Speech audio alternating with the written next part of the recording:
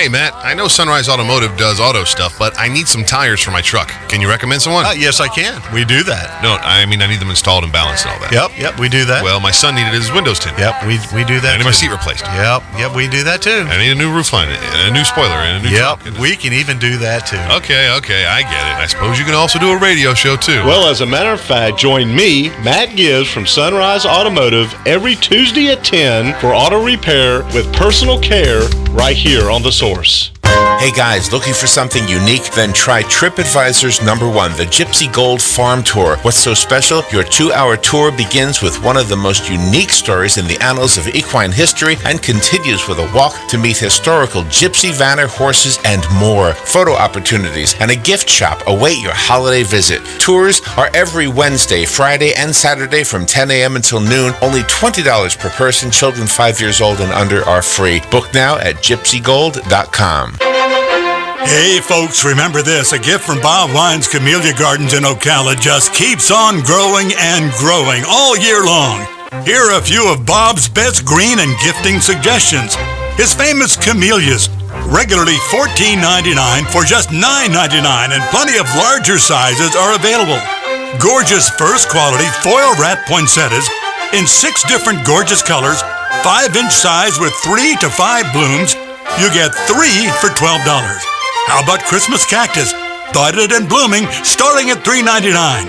One of Bob's favorites, dwarf ever-blooming red ruffle azaleas. Pick up an armful. They're great stocking stuffers, and they're still $3.99. Come on over this week for sure to the Christmas Giving Wonderland. Bob Wine's Camellia Gardens, Southeast 38th Street, Ocala, now open with longer Christmas holiday hours. Auto repair with personal care. We know what we're talking about. Matt Gibbs and the guys over at Sunrise Automotive will treat you right. We'll treat you right. You're actually better at what you do, Matt, than I am at what I do. Good morning. How you doing? Morning, Larry.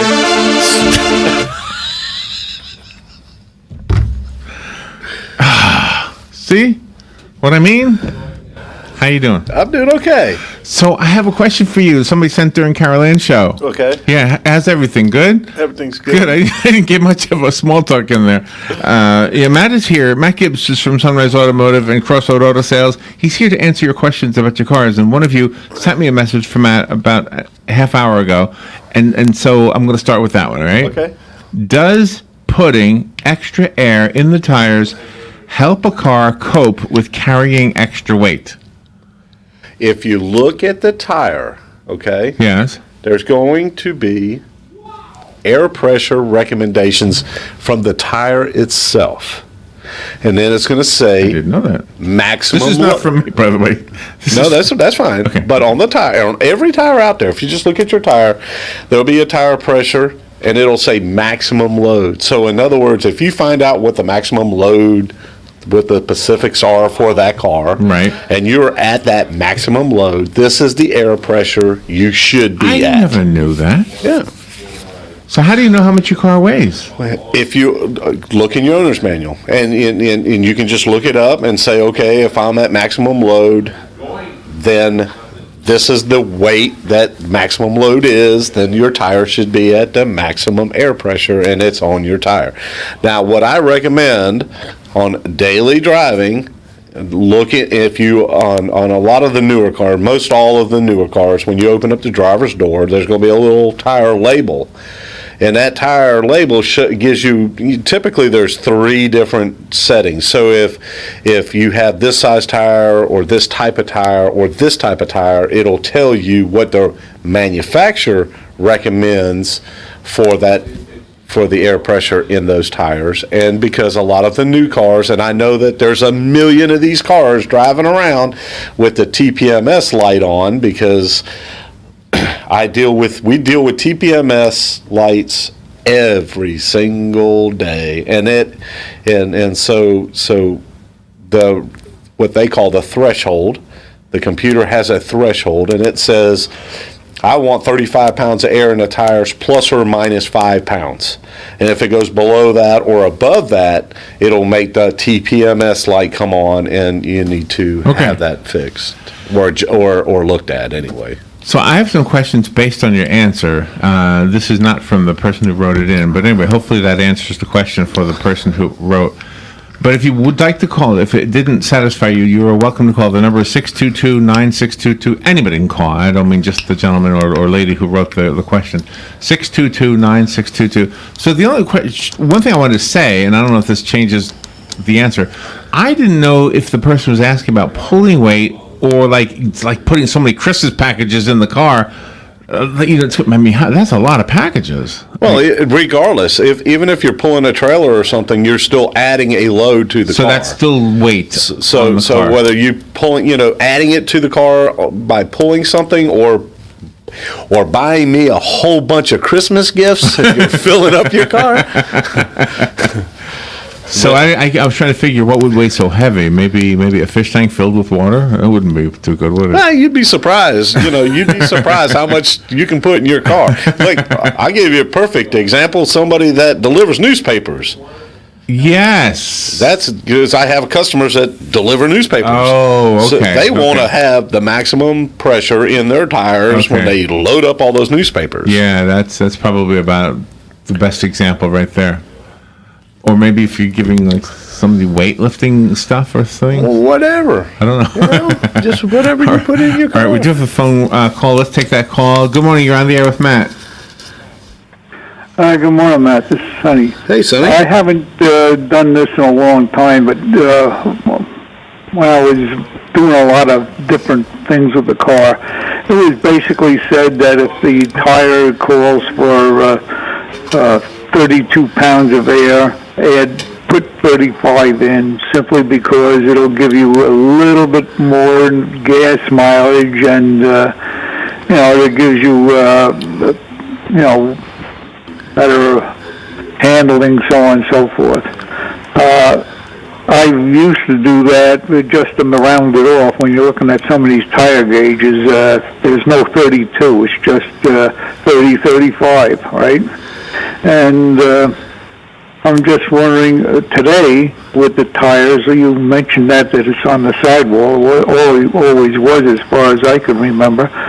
But these things are something that, somebody should really be aware of, is the air pressure in the tires, especially with the weather, the way it's going crazy here now. With a super cold day, the air will contract and the tire might look a little low until you get rolling. But on the other hand, if you're carrying a load, you don't want the tire to overheat and cause the air to expand and possibly get damaged that way. I'll hang up and listen to what you have to say. Thank you. Thank you, Sonny. Thank you, Sonny. Yeah, I mean, that's, the way I was always taught was, before the TPMS systems were out there was always the rule of thumb of whatever the tire says, maximum load, less 3 pounds of air. So less 3 or plus 3? Less 3. We always did but less 3. But he was adding 3. He added 3. We always took away 3 for comfort, for rides and stuff like that. So in other words, if the manufacturer says we should have 35 pounds of air in the tire, I mean, back in the day, everybody wanted 32 pounds of air in their tires. That's the number I'm remembering. Right, yeah, that's the number everybody wanted, because 35 was maximum load air pressure.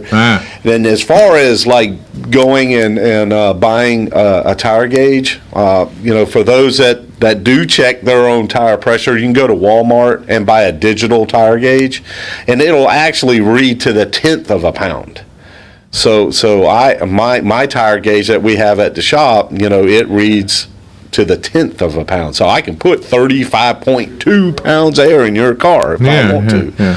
And so the technology has come a long way to where you can get real critical. If you want to be real critical, you can become real critical. But but now with the TPMS system in the car, you need to do what the manufacturer says to do. And all this happened, all this tire stuff really came forth. You remember years ago when Firestone had all the problems with the tires and the people got hurt. Yeah. That's when they came out with the TPMS systems so folks could have a monitoring system in the car and all, and all that kind of stuff. And it's actually it's an expensive thing to fix, because there's little transmitters inside the tires now.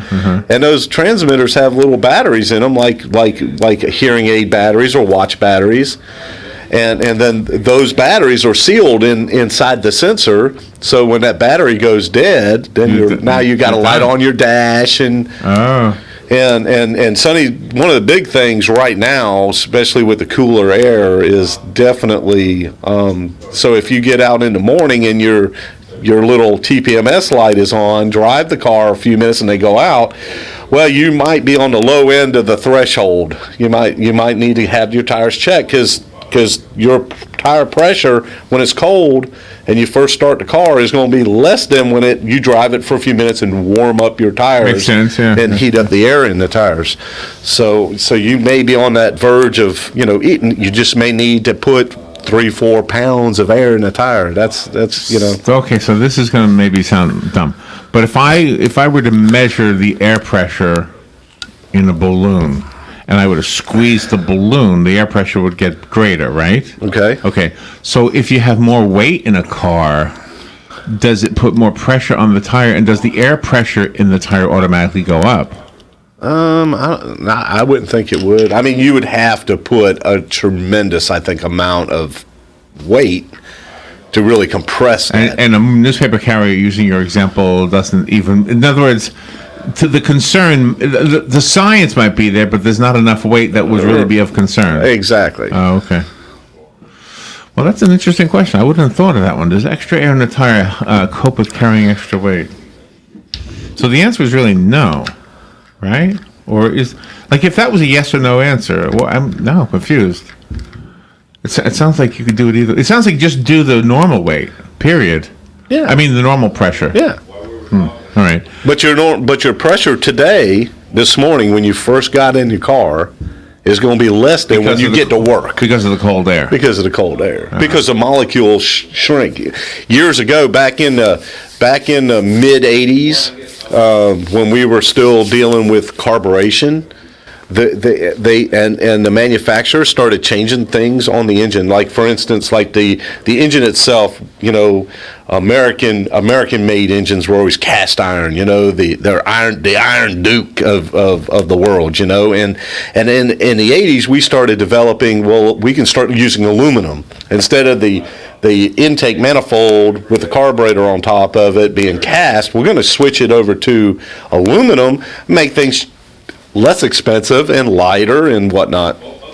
Well, we started having a real bad problem with cars with carburation and intake manifolds on cold mornings. They wouldn't run. They'd start up and stall, they'd spit, they'd sputter, they'd do all kinds of crazy stuff. Because of the metal, huh? Because the molecules of the fuel becomes more condensed, and the aluminum becomes more condensed. So as the carburetor opens and allows fuel to run into the motor, the fuel would stick to the intake. Isn't that something? And it wouldn't run. How did you figure that out? I guess it's just physics. Yeah. So what they started doing was they came out with a device called an EFE, early fuel evaporation system, and they started putting these heater grids underneath the carburetor. Instead of just being a gasket under the carburetor, there was this gasket that had this heater in it. It looked like a little honeycomb thing, and it was plugged in, and when you turn the key on, it started heating up. This grid would get warm to warm the fuel before it got into the motor, so it wouldn't just cling to the intake manifold and allow the engine to get the fuel and run. So we'd have these cars come in and said, all of a sudden my car just don't run in the morning, and you knew you knew what it was. The little heater got burned up and shorted out or used up, and you'd have to take the carburetor off, put a new heater under the carburetor. Gosh. You know, it's just crazy how things have changed and evolved, and they, you know, and it's crazy keeping up with all this stuff. And you have another phone call. Good morning. You're on there with Matt. It's funny. You're talking about, you know, the heaters and stuff on the car and the vaporization and everything of the fuel. I found that the past period of time here where we've had relatively cool weather, that my fuel mileage actually increased, and you know, I attribute that to the air being cold going into the engine, and seems to be giving a little better combustion. Also, the fact that the air is a little drier. I'll hang up and listen to what you have to say about that, and have a great day, guys. Thank you, sir. Thank you. No, he's dead on. We'll use less gas in these cooler, dry days than we will in the hot, humid days, because the fuel molecules and everything that creates it's inside the fuel. They're more condensed, so you don't have to use as much gas to accomplish your goals. Phone line is open, 622-9622. Let's take the next call. Good morning. You're on the air with Matt. Good morning, Matt. This is Bob calling. I have a quick question for you. All right. Somebody's told me, I don't know, maybe you can help me out on this one. They said if you get your windows tinted, then the tire pressure monitors don't work anymore. Is that true or not? That is not true. Okay. That is not true. All right. That's all I want to know. Thank you. You got it. Wow, I wonder what would even make him think that it would happen like that. I think that, I don't know. I have a company that would do window tinting for us. So I have had many cars had the windows tinted, and I've never had an issue with a TPMS system. But I would assume that there could be a tint that's polarized. In other words, I know that, you know, I have a sun pass. You know, I got the little suction cup. You stick it to your windshield and drive down the interstate. Yes. Well, there was a thing on the very first sun passes. They wanted you to look at your windows with sunglasses. And you know how sometimes you'll look at a glass with sunglasses and you'll see the blue and you'll see the rainbow colors? Yeah. That's because that glass is polarized.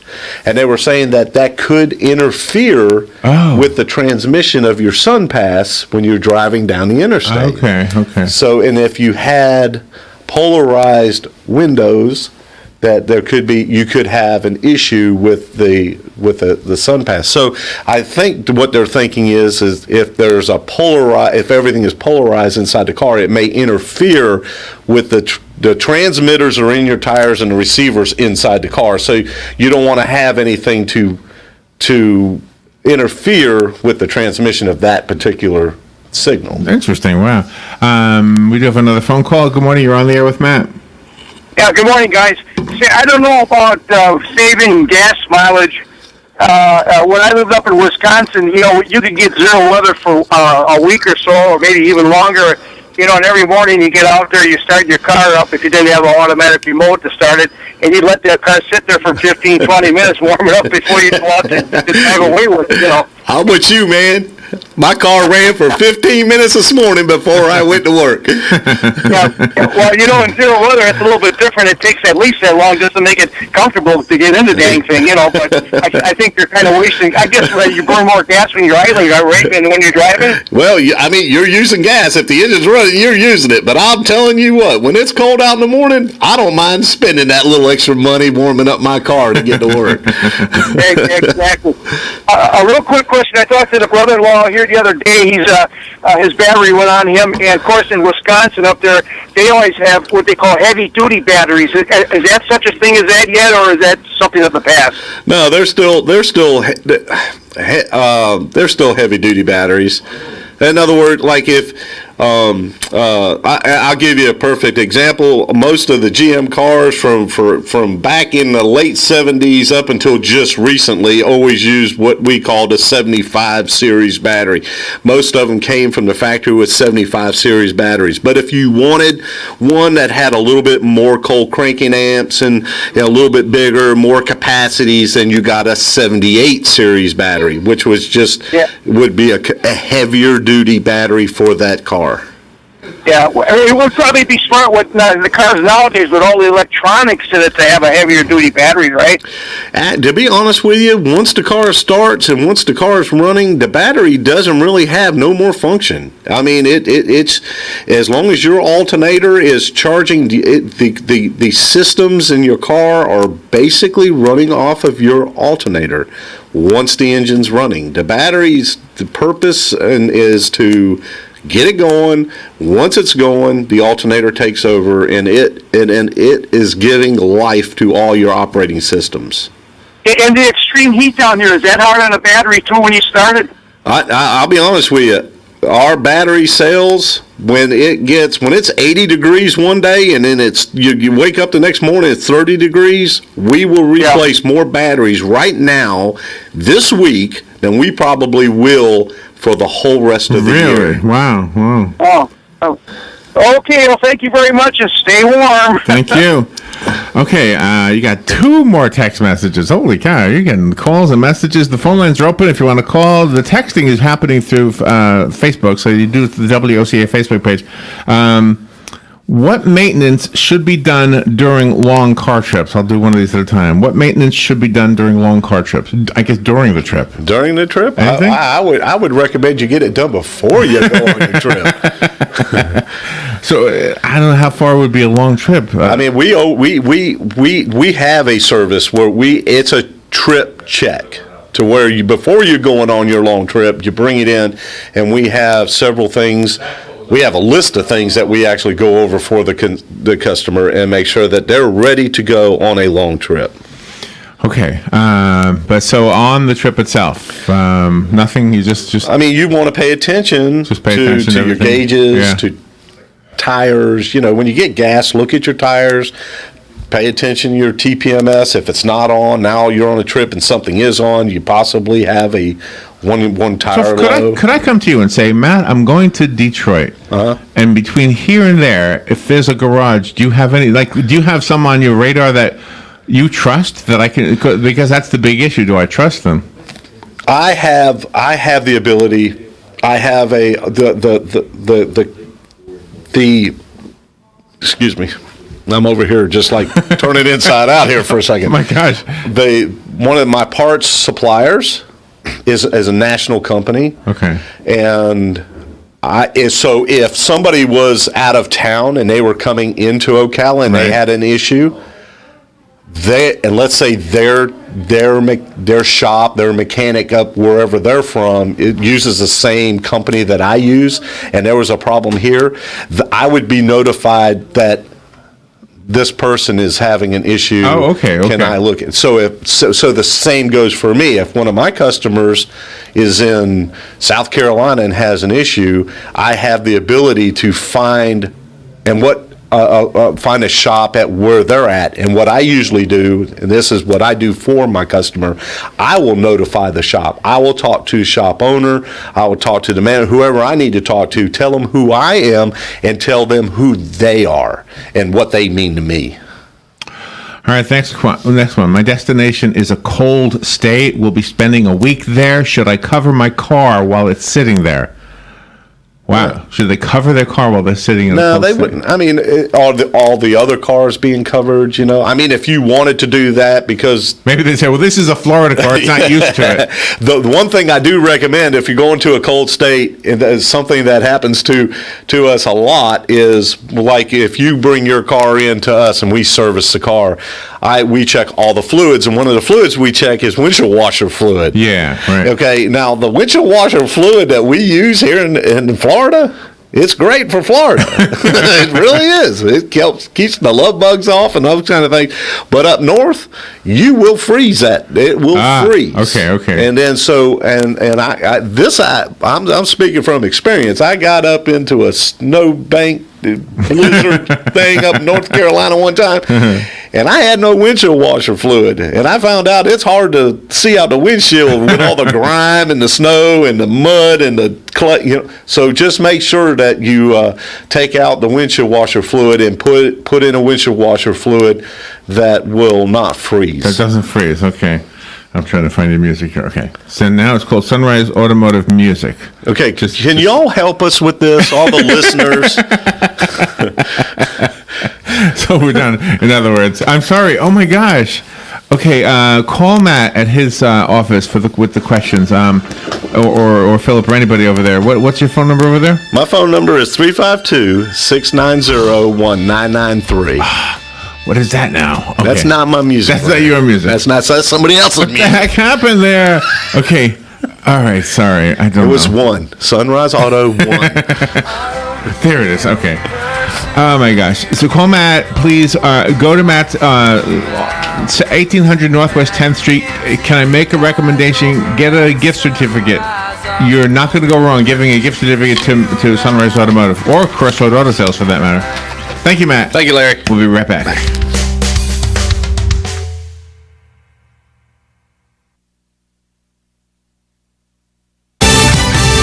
Fox News Radio, I'm Chris Foster.